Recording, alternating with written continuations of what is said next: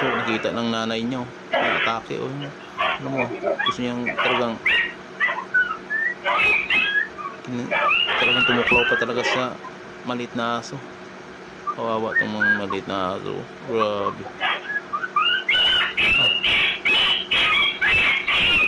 Grabe talagang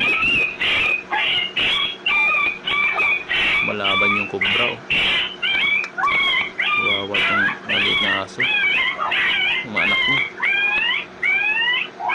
Grabe yung nanay niya,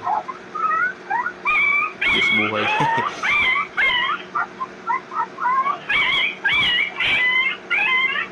Siyempre protektahan niya yung mga anak niya talaga. Grabe guys, matakas yung kobra, hindi na kuhan. Tipti yung nanay ng